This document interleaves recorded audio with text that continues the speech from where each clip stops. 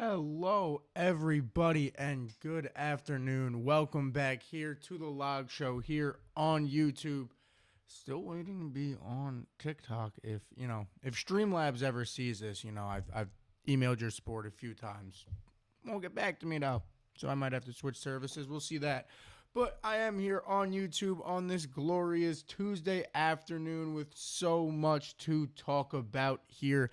Obviously, we have week one. Last week was week 0. We have week 1 of the college football season, which was so much fun to watch. So many big games. Notre Dame, Miami, Texas, Ohio State. Alabama gets upset. We'll talk about all of that. We have the Yankees going on a 7-game win streak right after I go on rant after rant about how important games are. They go on a 7-game win streak in the most unimportant 8 games of their season, probably. But they do have a extremely important, everyone is calling it the most important 20-game stretch of the season, which I get what they're saying because it's 20 games left of the season. But realistically, it is the first 12 games of that 20-game stretch that are the extremely important games. And then not only that, it has arrived, folks. Labor Day was yesterday. I hope everyone had a great Labor Day.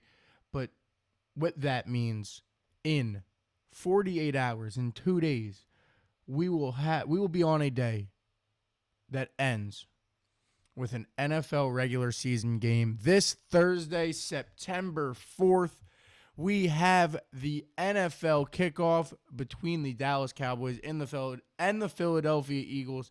That one is interesting. Obviously, the Cowboys have been in the news with the gigantic trade that they made that I will talk about. I can't wait to get into all of it. But as I always like to do, I will start the day talking about my favorite baseball team of my entire existence, the New York Yankees. And looking at what just happened over the Yankees over the past week that I'll talk about, because obviously it's been a week since I've talked about this team. They went on a 7-game win streak. They got hot, at least decently, against some teams that weren't great, but you win the last game against Boston, you sweep Washington, and then you win the first 3 against Chicago. All right. I can't complain about it. I cannot complain about a thing. Obviously what has gone over with the Yankees is ups and downs of this entire year. So am I ever going to complain about winning? No. But I'll leave that statement there and leave it that way, which is I won't complain about winning. But I'll complain about losses right after winning. And I'll complain about the winning doesn't come when it needs to come, and that's because of the same issues. The reason why all these Yankee fans have sat here all year and gone, we could beat the good teams, we can't beat the bad teams, is because we are fundamentally not playing well. We're not there mentally, we're not there fundamentally, and that doesn't matter as much against the Chicago White Sox. You could beat the White Sox of maybe having an error and not pitching so great and leaving runners on, but you squeeze out of the inning. You could do that against those teams. You could do that against the Washington Nationals. When you can't do it, is you can't do that against the Boston Red Sox, against the Toronto Blue Jays, against the Houston Astros. As I try to get their stats over the last 8 games here, because I was too busy pulling up the schedule here. Like over the last 8 games, they're 7-1 with that 7-game win streak, and then they lose that last game against Chicago, and now go into Houston tonight. You know what I mean? You have 22 home runs. You have over the past 22 games, I think it is. You have the best record in all of baseball. You have the most runs in all of baseball. Like I said, you're 7-1 over your last 8 games. But in that 7-1, you look at these scores and you're murdering bad pitchers. But you're still giving up 5 runs. You're still giving up 4 runs to these bad teams, right? And yes, I know that I might not be this baseball savant like I am with football. The most I know about baseball is the stuff that I've talked to other people about, and I've been watching baseball heavily, honestly, only for maybe 2 to 3 years. I've been this diehard Yankee fan that I come across as over here on the show. But from the little that I do know about baseball, as I do research more and more into that game and try to get into it more and more, and I do fall more and more in love with baseball as I watch it. As I sit here and watch the Yankees, the problems that I see with the Yankees are stuff that I feel like I was taught when I played Little League Baseball and are the things that I know. And for me as a Yankee fan, as someone who's not this baseball savant, as someone who's not who doesn't really know all the ins and outs of the sport, and I just like to talk about it. The fact that I feel like if I sat down with the Yankees and fixed the problems, that's the issue here. And it's like there's this lack of care where you see this stuff, and I know I heard someone on WFAN yesterday say, if you're a Yankee fan and you're mad at this, you care too much. But you have this stretch coming up against Houston and Toronto and Boston and Detroit over these next 12 games, right? You have those 4 teams in your next 12 games. You've played 3 games against those 4 teams. And you're going to go dilly. I get it. Your son goes to the school, and I get it. And that's where he gets a tiny bit, I won't say tiny bit. That's where the excuse is found, is I'm not going to get too mad at family time. But to go to a North Carolina game in the middle of the season when you have a lot of important games coming up might not be the time. You know what I mean, Aaron Boone? Maybe go next week. Maybe plan it out a little better so that it's when you have a better stretch of the season, so this at least looks better on you, because this don't look good being at North Carolina last night while everyone is sitting here like me and all these stooges in the media and all these guys, all of us talking heads that just like to talk about sports are sitting here and talking about how much it looks like your team lacks caring and has no urgency, and you have all this coming up, and you have to be the one in the locker room. You have to be the one to talk to them. We're going to see you at a North Carolina game. You think that's going to go over well at all?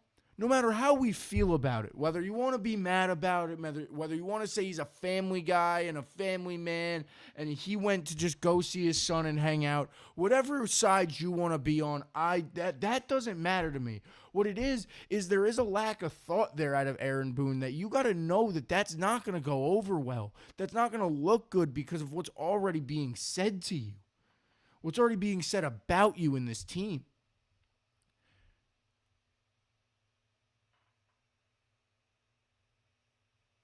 Wanted to watch Belichick fall. I don't think he thought Belichick was going to fall. We'll talk about that in a little bit, Vin. That was, whoa.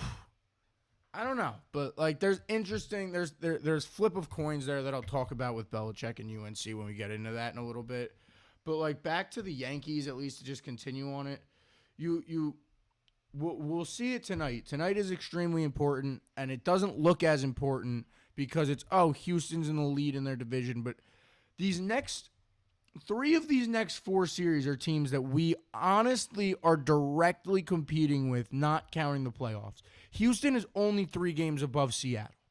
So Houston is part of one of those squads that's going to be fighting for those wild card spots like we are right now, in all honesty, right?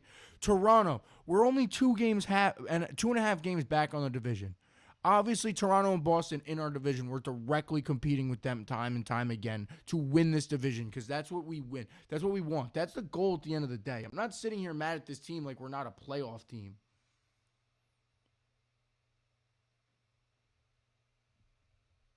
Vin, if we go 2-10 in these next games, bro, if we go 2-10 in these next games, I cannot handle that. That'll honestly, at that point, I'm like, And what scares me about this team is I look up and down this roster, and I feel like I've said this time and time again. What scares me about this team, with what we're saying, with these runs of up and down and sloppiness and not caring, is if the team gets it together, they could do what the Yankees have done best since 2018 and over this window that we've had Aaron Judge. And it's give us hope, go on a playoff run, and lose in the ALCS.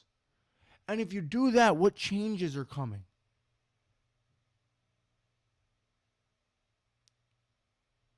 I would like us, obviously, to be able to like the run will be exciting. But yo, Vin, you weren't there for 2018. You look back at like these times where like the Astros won all those World Series with the trash cans and whatever you want to say about that, bro. Those teams played so similar to these Yankees teams, where in the regular season they wouldn't get over the Astros. They wouldn't get over these good teams. You know what I mean? And then they'd beat one of them in the playoffs and verse the Astros in the ALCS and lose. You know, and there were years where we haven't beat Cleveland in the regular season, and we came in and bounced them. So that's what worries me about the Yankees is the way they're playing with the team that they have. They're getting it somewhat together late.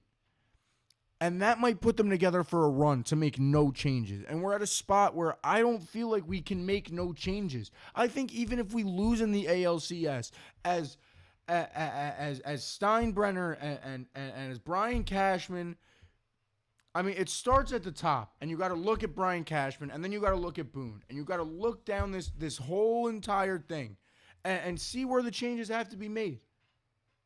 Seem to finally kind of click together, or whoever built this roster this year, if it wasn't Cashman and his name was just plastered on it because he's the GM right now. The team is built well. I can't lie about that. And Cashman, at least, or whoever did it, went out and saw the holes that we had at the trade deadline and made the effort to fill them. Camilo Doval was not insanely good, but he was a good reliever in San Francisco. He just comes to the pinstripes and doesn't know how to pitch. Jake Bird wasn't bad in Colorado either. He was doing decent for them. Came to the pinstripes, now he's in AAA.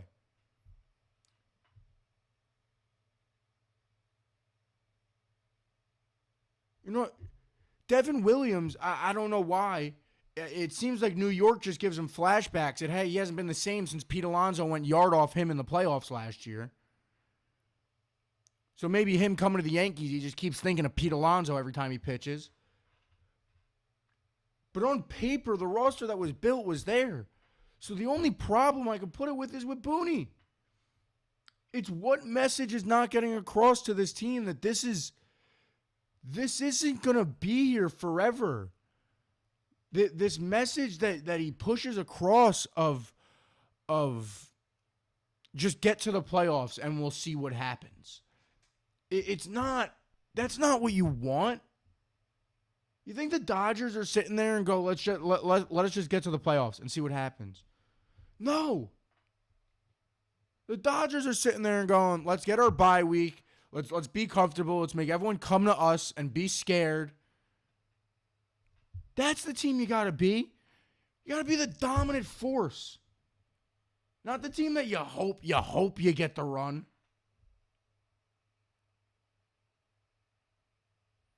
And I get it. I get the argument of all the Boone supporters where they go, well, Boone's not the one playing. No. But the message isn't there. I can tell by the way that they play on the field that the message is not there. The message in the locker room is so wrong and so backwards, and it's such a, hey, like you just said in the chat, Vin, it's such a, hey, it's right there in front of us with the pieces we have. Let's just get to the playoffs, and then we can show them who we really are. But if that's who you really are, why can't you show it now? If that's who you really are, why can't you show it now? I don't understand it. And tonight, tomorrow, and on Thursday you have Houston in Houston. That's one way you could prove it. Then you're at home versus Toronto. You're not even going to Toronto. You're at home versus Toronto. Then Detroit and Boston. Toronto and Boston don't have. I don't have to. That doesn't have to be said on why those games are important. Houston, it's because they're fighting for the wild card and they're also good. Detroit, good. They're teams we're gonna face in the playoffs. All right, and look at it. Look at it. I know the Yankees. You don't care about my small show, but look at it. We got another Yankee fan in the chat here saying it too. Everyone's saying it. You can't win big games. You're the Yankees. Pick it up. It's a joke. And it's so like ingrained systematically throughout the entire program of let's just get there. And it's a problem. It's a problem when I have, for those of you who have watched this show before, when you guys go back and watch this on YouTube, for those of you who watched this show before, I have a guest, my old professor, a friend of mine, Tommy Weber, who had coached baseball in the Cape Cod League, has coached many people who are currently in the majors or in minor league systems. When I have him messaging me that he could sit there alone for an hour and talk about how systematically bad the Yankees are. They're talking about this franchise like, you know what I mean? The way that people are starting to talk about the Yankees' systematic problems, it's like I've never heard. It's like I'm talking about a different franchise. It's like I'm talking about almost like the Mets or this different franchise. I'm not even going to talk about the Mets because, Mets fans, you guys are lucky I don't watch your team, because watching your record fall game after game after game after game after game after you guys were so hyped about sweeping the Phillies is so Met-like. It's absolutely hilarious just hearing you guys fall apart from afar and not seeing it up close, or not seeing why or how you guys are falling apart, not knowing why or how the Mets are falling apart, but just seeing from afar that record fall and them look and hear on WFAN all these hosts be so upset about it after they talked about for so long early in this year how they're the kings of New York. And while the Yankees went on their slump, look at us though. It's baseball, man. And the Mets are going on a slump at a wrong time. And if I pull this up right now, because I had the AL picture up earlier, I haven't looked at the NL playoff picture in a while. The Mets you got them 6 game back of Philly and the wild card. Oof. The Reds are 4 games back though. They got room, but if they keep losing, that'd be bad. If the Mets don't make the playoffs, that'd be embarrassing. That's all I know about the Mets. I just know they're on a slump, blah, blah, blah. But, yeah, that'd be embarrassing. The Yankees, I'm kind of done on my rant. But, like I said, you have it in front of you. You have Houston, like I said, Houston, Toronto, Detroit, Boston. After that, I really don't care. I know everyone's talking about the next 20 games, etc. Minnesota, we talked about it earlier. Yankees, death taxes, Yankees beating the Twins. It happens. The Yankees have had such a good record over the Twins over the past 20 years, or over the past 10 years. I'm not that worried about Minnesota. I'm confident that we'll take at least 2 of the 3 games. 4 games at Baltimore. Baltimore's been really bad this year. I'm confident that we could walk into Camden and win that series. Chicago, I'm confident we can win 2 out of 3, if not sweep them. And then Baltimore again. I'm not worried about it. But you look at, Toronto. Toronto's got Cincinnati right now. Then they play us, Houston, Baltimore. Boston's got Cleveland right now, Arizona, then the Athletics, then us.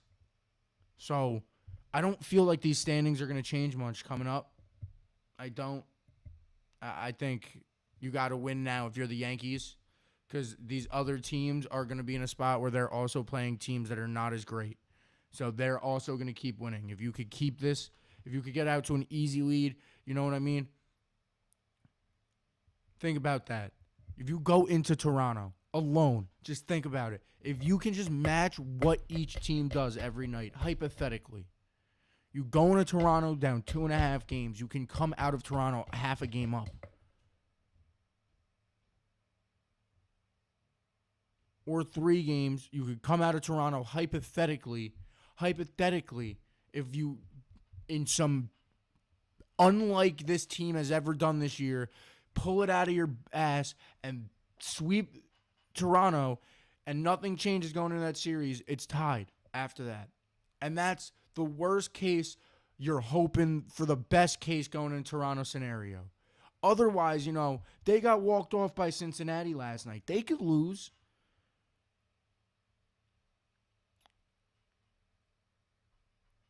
I think everyone knows. I think I'm preaching to the choir here. I think every Yankee fan knows it's now or never.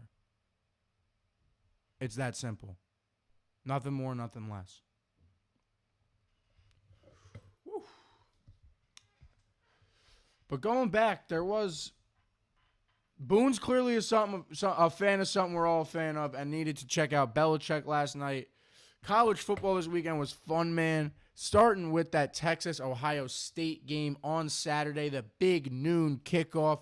Lee Corso's last ever pick. He put on his first love for that game. Then we moved over to Fox to tune in to the debut of Archie Manning versus the reigning, defending national champions, the Ohio State Buccaneers. And as they do it up there, O-H-I-O, O-H-I-O.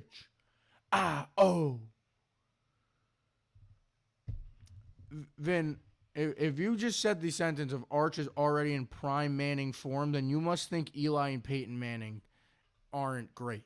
Because Arch didn't look amazing. Now, there's 2 arguments I've seen, and I do see both sides of the argument. Do I think that Steve Sarkisian down there in Texas gave Archie Manning the full playbook and said, go do your thing? Absolutely not. You could clearly see watching that game that was a limited playbook and that he was being held back in some sort of fashion by the play calling by his head coach of Steve Sarkisian down there in Texas, and it was something that not many of us expected. But you could look at that also alone. You could look at that alone in a few ways. I feel like when you look at Steve Sarkisian and how he felt about his team, if he felt that confident about Archie Manning, he would have given him the playbook. But then you could say the other side of he could have just been scared going into a game against a defense that was absolutely monstrous last year, looks again to be just as monstrous this year. Ohio State won the national championship last year based off that defense. And when you look at the game, it's not like Archie Manning and this Texas team played so bad that they got absolutely routed. And Ohio State was also flinging the ball all over the field. It was a 14-7 game. I said it to one of my coworkers because I was watching the game while I was working that, as poorly as Archie Manning felt like he was playing early in that game, the opportunities to win the game were there because it was just a defensive showdown, and those happen. And when you look at the stat book, it might not be so impressive for Archie Manning, but very much as I can't. My initial reaction, I really, really wanted to be a hater. And I really wanted to come out and say, Archie Manning, oh my God, how terrible. He's a bust. I told everyone that he was benched last year for a reason as a freshman. I said all of this about Archie Manning, and it was so originally, That was my initial reaction. In all honesty, that was my initial reaction about Archie Manning. But then I sat there and I thought about the game. And I looked back at some clips and I watched some highlights and I watched a little bit of film and I listened to some people talk about it. And I thought about it a little bit. And I did realize that this man just had his first ever start for the University of Texas in Ohio State right after they won a national championship. The reigning championships on the road, or the reigning champions on the road. He started to come into form late.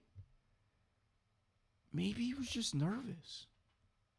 Maybe the kid was just nervous, man. That's a scary situation to be put in. As much as we all want to believe he's just generational talent, and he's this, and he's that, and he can be, and I'm not saying he's not or he is, but what I'm going to say is he's human. And he's 19. Me at 19, starting quarterback for Texas, my first game, my debut start, the keys of the program are mine. All eyes are on me. The whole country is on me. I'm on the road against the defending national champions, and we are the preseason #1 team because of me. I am the favorite in Las Vegas to win the Heisman. You don't think maybe the kid is nervous?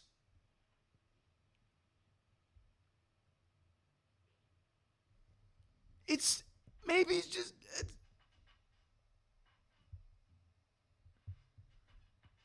Well, Vin, that's also, when we get into that, that's what I'll bring up. The difference is I'm talking about Archie Manning who plays. And UNC, I'm talking about Bill Belichick who coaches.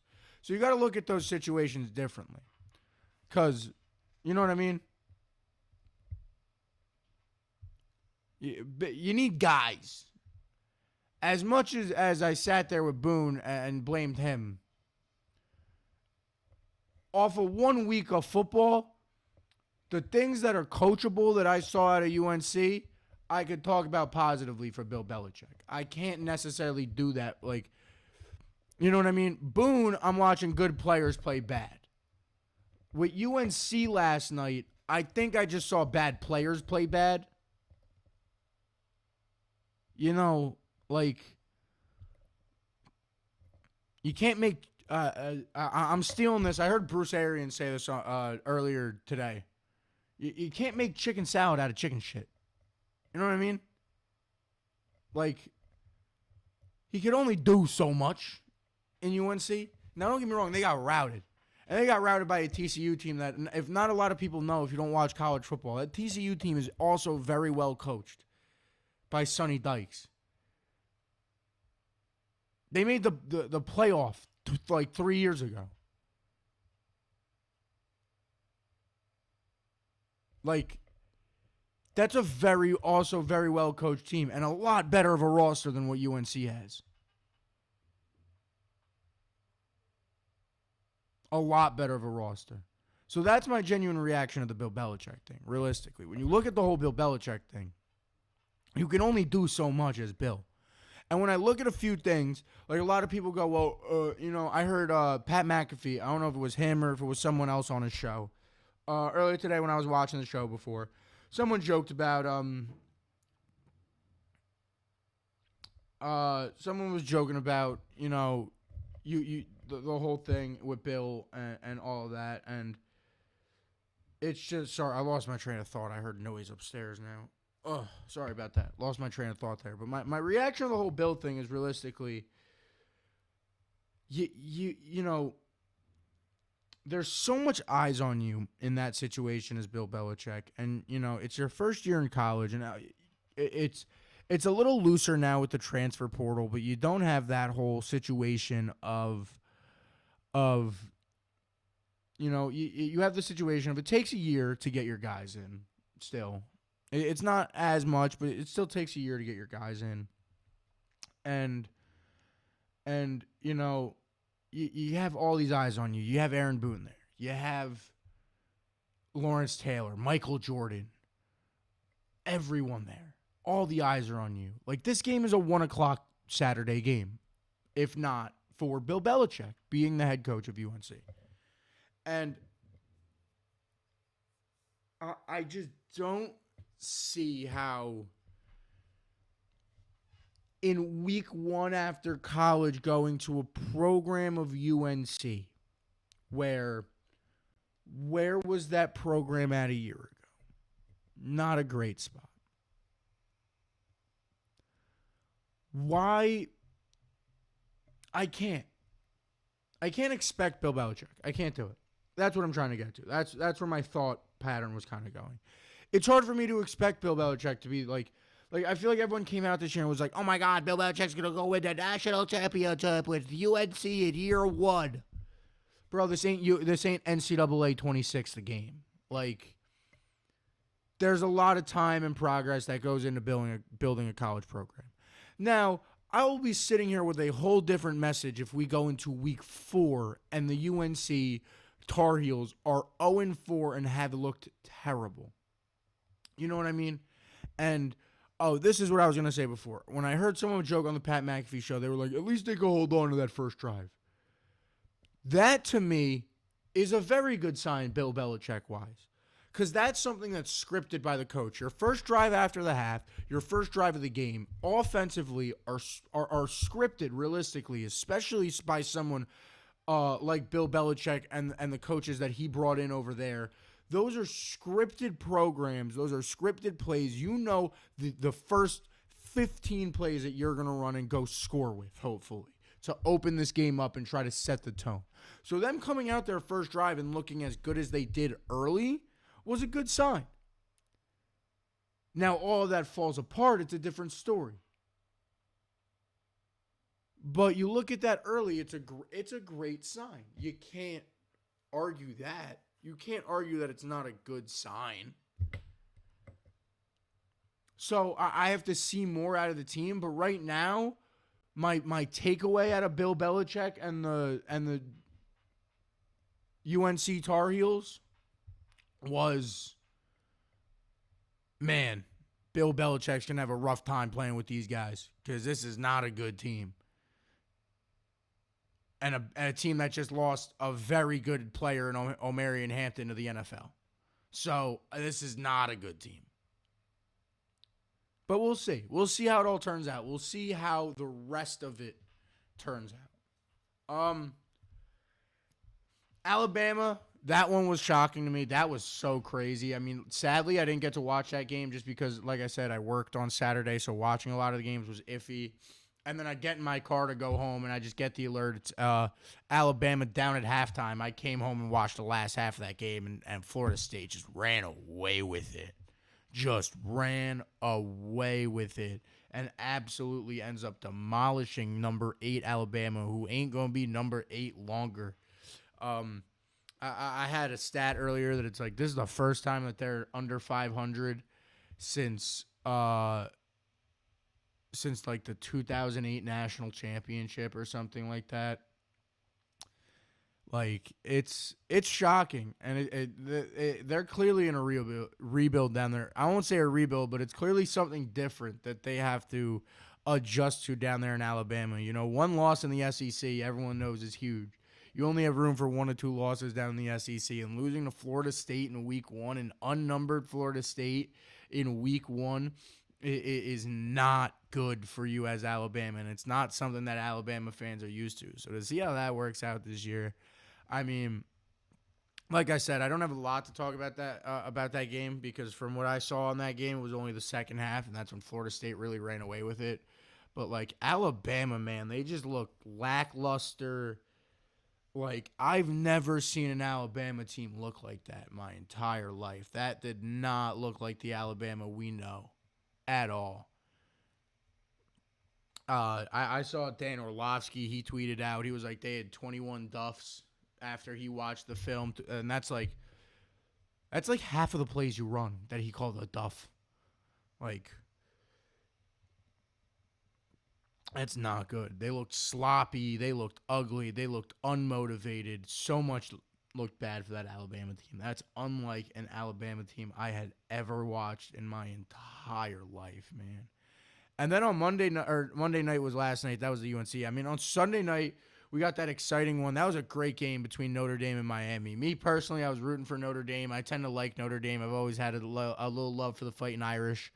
Uh, them in Ohio State, I've definitely always really enjoyed watching them play football. But yeah, that was a really good game. That was a rough game, a back and forth game, a great game, honestly, by that Miami defense, getting that stop late against Notre Dame, who really, it seemed early that Miami could have ran away with that game, and Notre Dame slowly started to come back into it. But Miami did a great job at shutting down. Jeremiah Love didn't have a great game, and he's that big part of that Notre Dame offense. You obviously saw C.J. Carr for Notre Dame. He looked like a stud. He might be really good this year. I can't wait to watch how that turns out. But shout out Miami. Carson Beck in his debut over there after transferring from Georgia after his 2 years over there, Georgia as the starter. He gets a win in his first debut game in Miami. So they'll see the move in the ranking coming up. But yeah, that was a fun college weekend, and I can't wait to see what comes up this week as we get more into better games through the future. As we get into division games and all that start coming. Speaking of coming up, though, this week, we have week one of something special this week. Something very, very special to me. And that is the National Football League. Chiefs make me tear up. Make me tear up. Make me tear up, man. I love the National Football League. And the reason I do is because I love football. And we are in week one. Week one is here in 2 days. As I said earlier, I'm so excited about it. We get to see the Dallas Cowboys right after trading Micah Parsons. Right after all of that, playing the Philadelphia Eagles in Philadelphia, the reigning Super Bowl champions. How did they do? And as I go through this slate this week, I'm doing something fun because usually I do a quicker pick'em, just like a pick'em format, and I just run through the slate, and I tell you who I think is going to win and lose. But the reason I usually do that is because the other part of the time is talking about the week before, how I felt about the games of the week before. We don't have a week before. So what I have for most of the games, not all the games, some of them I didn't research a lot going into of them. I know what I know about the teams, but the game just doesn't stand out to me. But for a good handful of these games, I have one or two questions or points that I think are the major points of the game. So after I do that for week one, we'll get into the news. I'll start talking about, obviously, the biggest news, the Micah Parsons trade to the Green Bay Packers and all of that. I'll get into the news before we end. But I do want to get into the pick'em first, and that pick'em starts with the Dallas Cowboys at the Philadelphia Eagles. And I mean, I don't know how I feel about this one. I think usually I know how I feel about who's going to win. I'll start there. If you want to know who I think is going to win, the answer is the Philadelphia Eagles. But going into this game a week ago with the Micah Parsons contract dispute still going on, but not only that, you have everything else going on in Dallas with the running back problem. What is going on down there? You know what I mean? How is that offense really going to look? You have obviously CeeDee Lamb. You have obviously Dak Prescott. But then after that, your running back right now is Javonte Williams. If it's not Javonte Williams, who is it? Jaden Blue, Miles Sanders. You got the George Pickens trade, which is huge, but how is that really going to work out? How does Pickens like being a wide receiver, too, that he never really was fully a wide receiver, too, out there in Pittsburgh? He, a lot of the time, was the main option. The minute he started to break out as a rookie, they kind of forced him into that X spot, that wide receiver one spot. So to see how he can do as a wide receiver too will be very interesting. So that hit my mic. That is my first point there for the Dallas Cowboys is how does this offense look? You know, it was also an offensive line that somewhat struggled last year. Dak somewhat struggled last year. You have a running back who is coming into a new spot, coming off injuries, and Javonte Williams. You know, you have a rookie who's looked good in camp, and Jaden Blue. Can he break out? You have the new piece for Dak Prescott and George Pickens. How does this offense look? It was an offense that underperformed last year, and not a lot of people felt good about. But it was because you had all these injuries. So that's my first question for the Dallas Cowboys. My second point for the Dallas Cowboys, I think, is the obvious point for the Dallas Cowboys, is how does the pass rush look? Not the defense. You know, you have Deron Bland, you have Trayvon Diggs. You know, you have the same secondary that I've always seen. So I'm not scared about their secondary. You know, I'm going to be completely honest with the Dallas Cowboys. It's a secondary that I've always felt is overrated, but time and time again proves me wrong.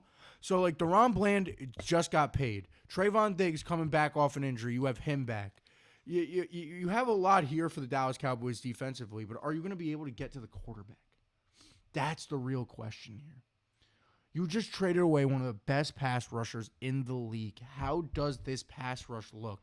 When you look up and down now at this new depth chart with Kenny Clark on the inside, your pass rushers are Dante Fowler Jr.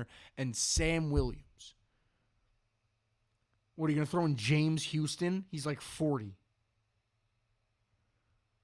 You know, you got Peyton Turner on the IR still. How does this look? How does this pass rush look? Because like I said, you have Deron Bland, you have Trayvon Diggs, Malik Hooker, Kyrie Elam. I'm not worried about your secondary. I'm really not. That's not what I'm worried about there for the Dallas Cowboys defense. The question going into this game for the Dallas Cowboys defense now is Micah Parsons' absence. How big of a hole is it? How glaring is this absence for Micah Parsons? My big 2 points for the Philadelphia Eagles going into this is honestly my biggest point for the Philadelphia Eagles. I only had one big point for the Philadelphia Eagles. I'm going to be honest, because the offense coming back into this year looks very similar. It looks pretty much the same. It's the truth. The offense looks pretty much the same this year for the Philadelphia Eagles. It's the defense. You lost a lot. You brought in some big pieces draft wise. You brought in the Georgia linebacker that I'm blanking on the name of, that I literally had as one of my stiff twigs last week.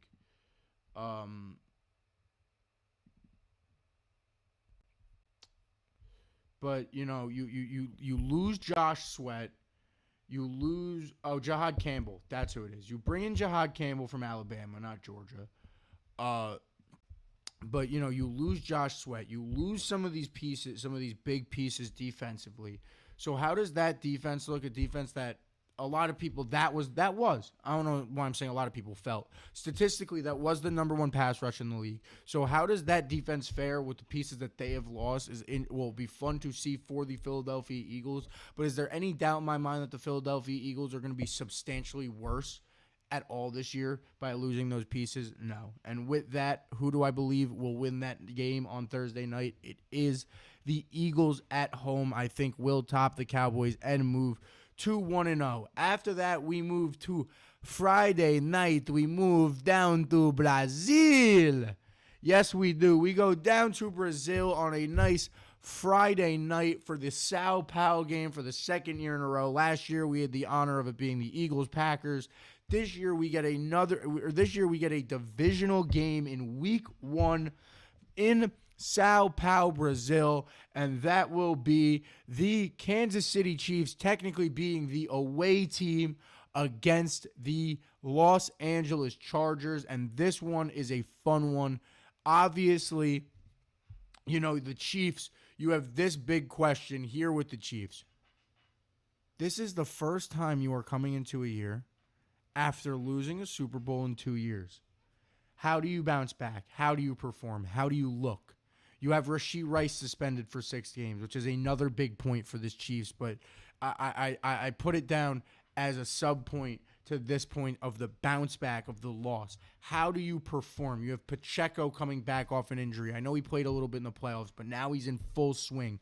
You have Kareem Hunt. You have all these pieces as Kansas City. How do you perform this year to bounce back as Patrick Mahomes and the Chiefs? Or do you die out? Or does the dynasty end? And with dying out, someone comes along with that who had a bad year last year, and that's the man who, congratulations on his very successful podcast. Congratulations on his engagement to his now very successful fiance who makes billions of dollars a year traveling the world. Travis Kelce, how does he perform this year? How does that look this year for the Kansas City Chiefs? Travis Kelce has been such a big piece of this Chiefs dynasty year in and year out, of the way he plays and the way he could perform, that he's a constant reminder to Patrick Mahomes of, boy, I'm right here. I will be in open space as well. Once you start to scramble, I will be in open space. Find my number. I will be alone. That we didn't get out of Travis Kelce this year. And now what was that? Was that he was he distracted last year? And is that distraction gone? Did he learn how to balance the home life now? And he just didn't know how to do it last year. Was that what it was? Is it an age thing? You know, he's 36. He's getting up there. He's on the plus side of his career. Is it an age thing? Is Father Time getting Travis Kelce? What is it? What was it last year that gave Travis Kelce such a down year of the Travis Kelce that we saw before? And that's what I'll be looking at on Friday night for them. For the Los Angeles Chargers, I have a completely different thought pattern with them. It really is more how well they look and how well they compete in this game, win or loss. I have the Chiefs winning this game. But the Chargers just need to emerge as real contenders. You know, they've been in that middle ground, I feel like, for about 3 or 4 years now. Now obviously having Harbaugh and all that, I believe in his 3rd or 4th year. They've been in such this middle ground since drafting Herbert and everything of will they, won't they contenders. They're almost a contender, but they're not quite. They're a playoff team, but they're not a contender. So this is the year realistically where we know how real the Chargers are.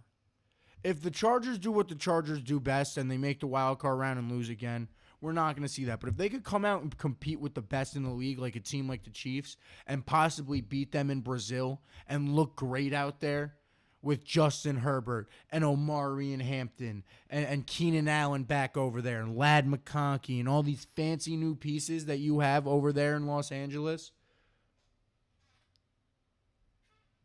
that's what you need to do. This is the year where we get to see if the Chargers, and that's my point of them going into week 1, is do they emerge as real NFL contenders?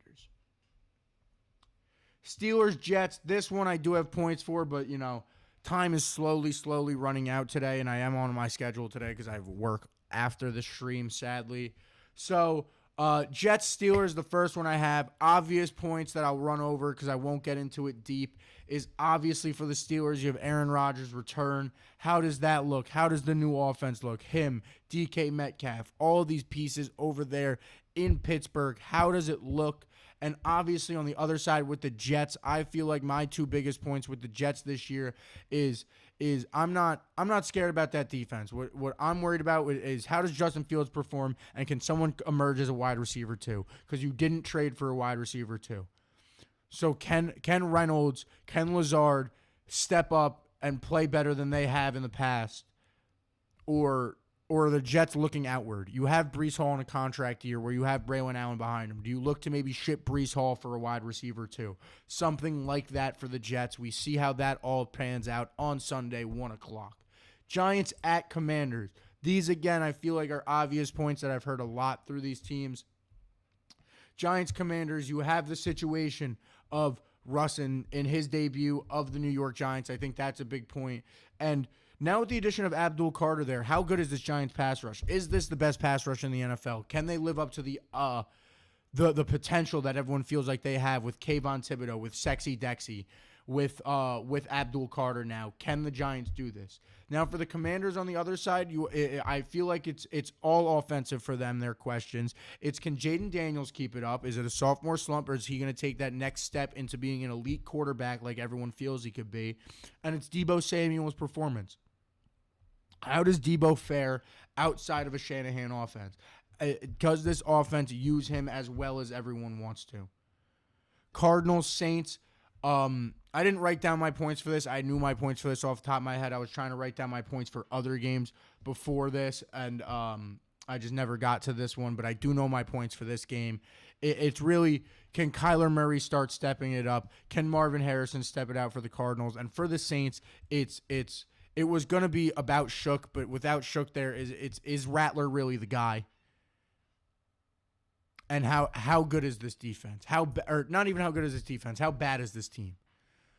As a Saints fan, I'll be going into week 1 looking at, will this team give me hope, or should I lose hope immediately? And I hate to say this. We have Raiders, Patriots. Oh, sorry. I don't know if I said it earlier. I got the Jets beating the Steelers. I got the Commanders beating the Giants. I do, maybe a little bias here, do got the Saints beating the Cardinals. The next game after that, Raiders at Patriots. This one will be fun. You get the duel of veteran coaches here in new places with two of my biggest points.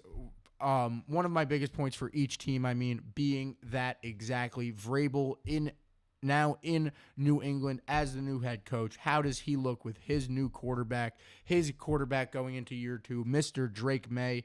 Not only that, over there in Oakland, you got Pete Carroll and Geno Smith. They get to reunite to see how that goes, and you get a Genty debut. So that I can't wait for. That one's going to be fun. We get to see if this Raiders team is a sleeper like many predict them to be. Bucks at Falcons. Penix, I think, is the big point of this game. This is his first full year down there in Atlanta, so to see how Penix plays will be fun. Not only that, the Bucks offense is scary to me.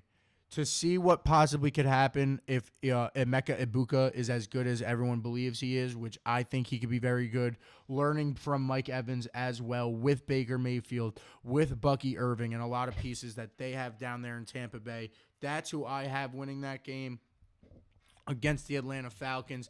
Bengals at Browns. How good is the Bengals defense? Point blank period. That's the only thing I had to point out for this game. And for the Browns, it's just how good is Joe Flacco.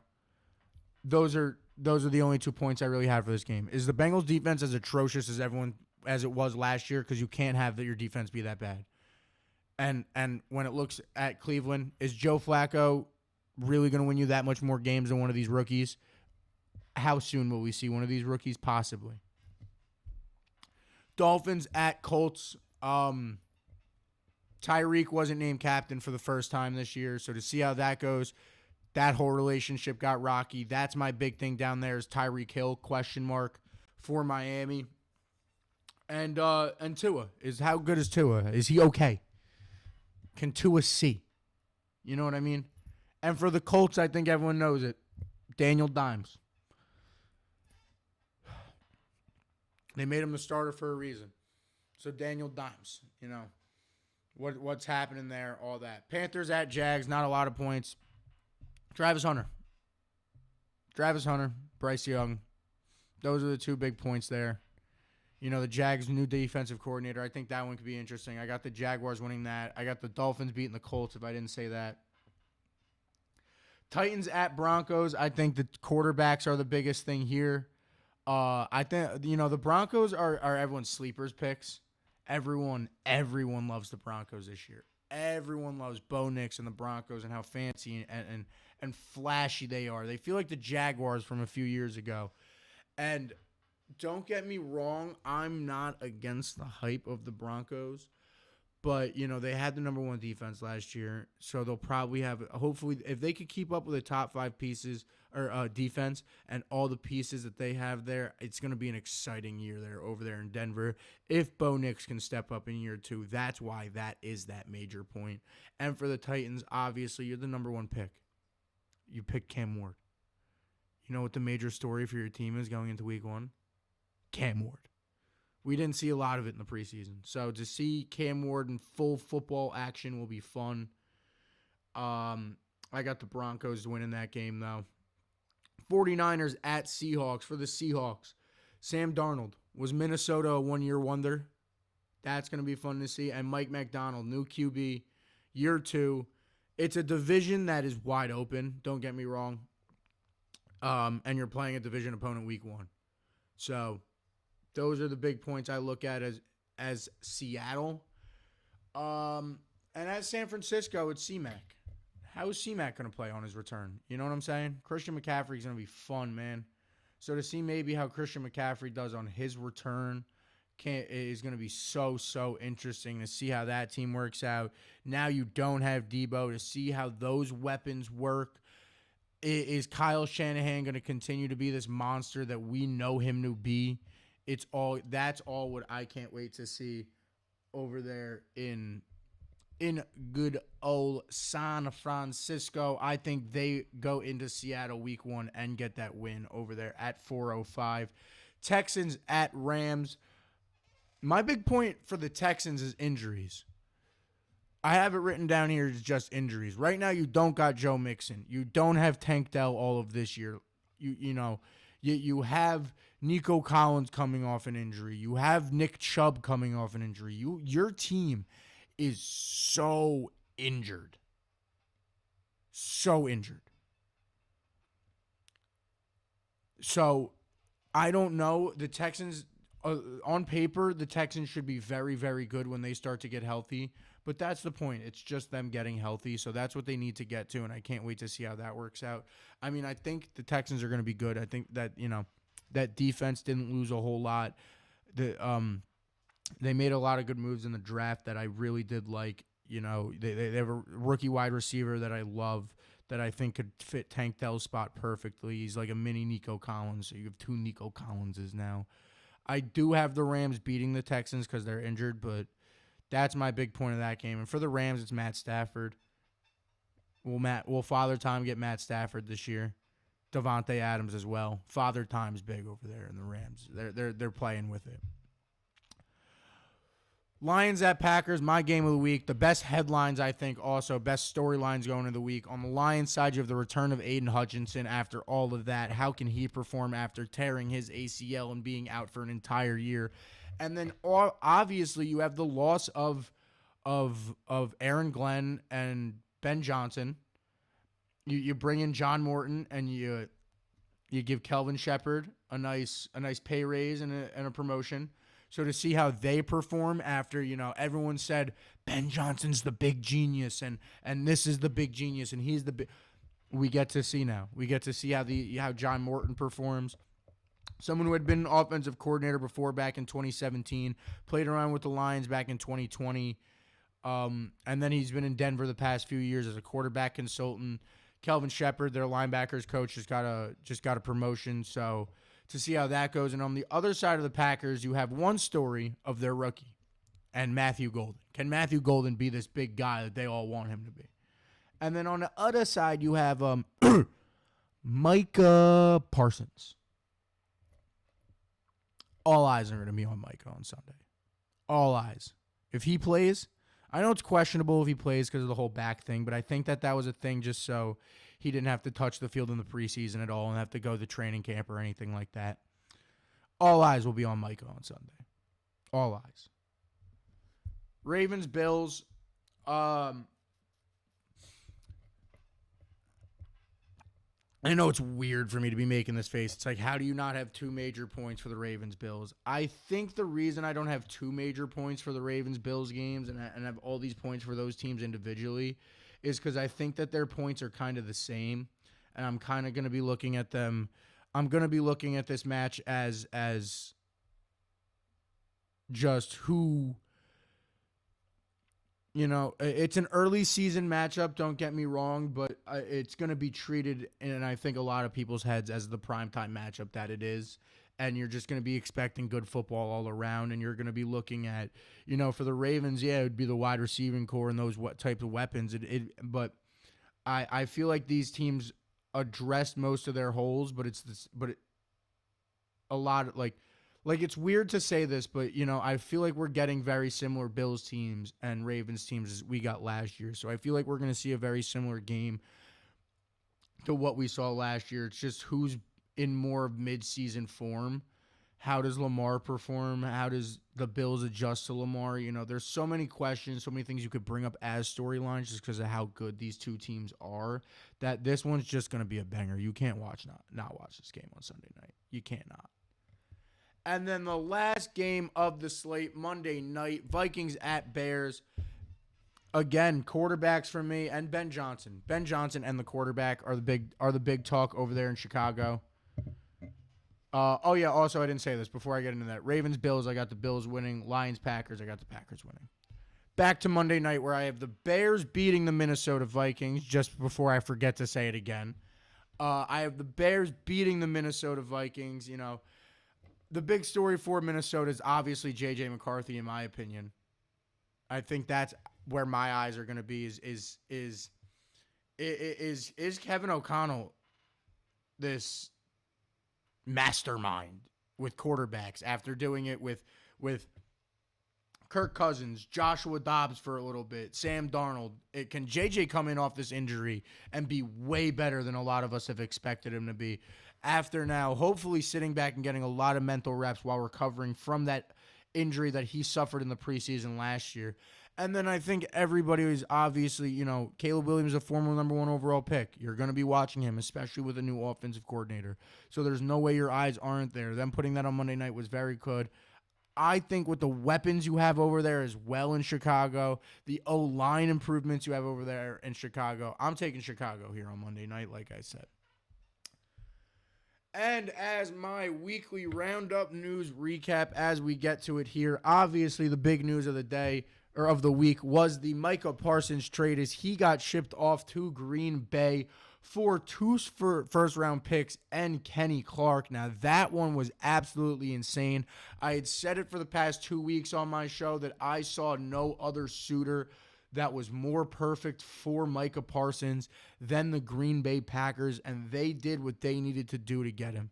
Losing Kenny Clark is a big loss in the run-stopping game for the Green Bay Packers. That's why it's so funny to see Jerry Jones come out after trading, Micah Parsons and going, we need to stop the run more. That was the move. That was part of the reason we made this move. You still traded Micah Parsons, Jerry.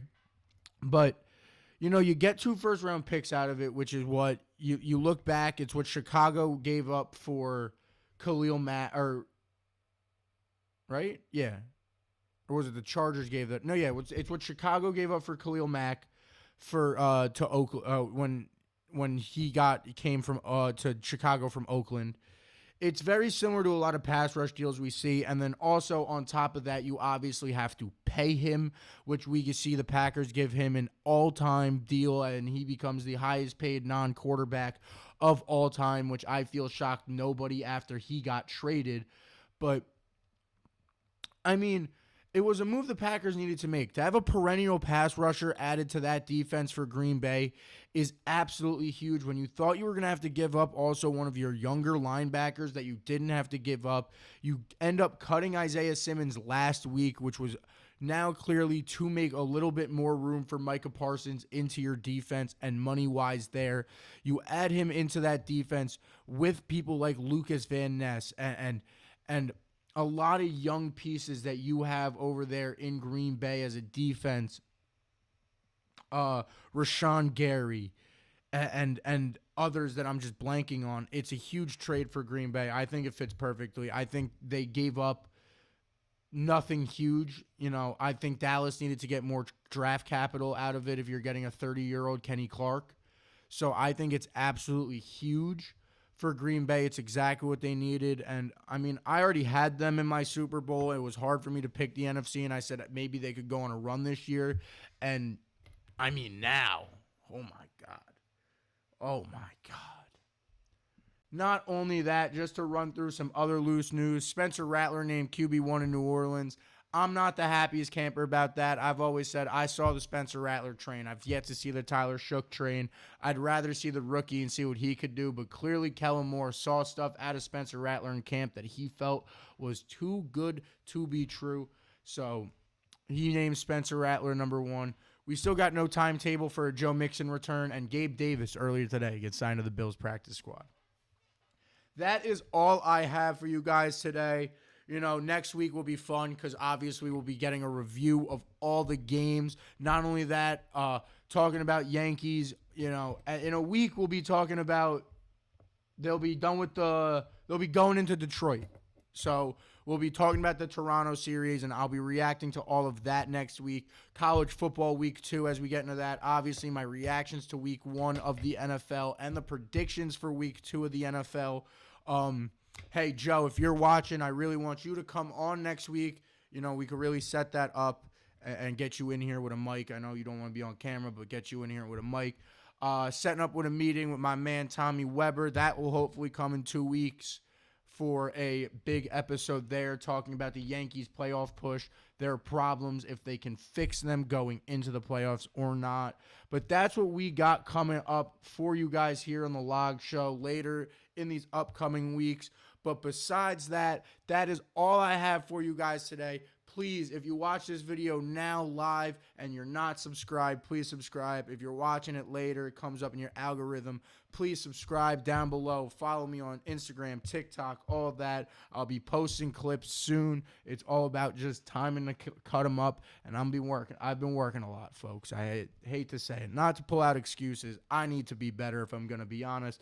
But that is all I got to say. Thank you guys again all for tuning in. Thank you, Vin, for being in the chat. I will see you guys next week. See you later.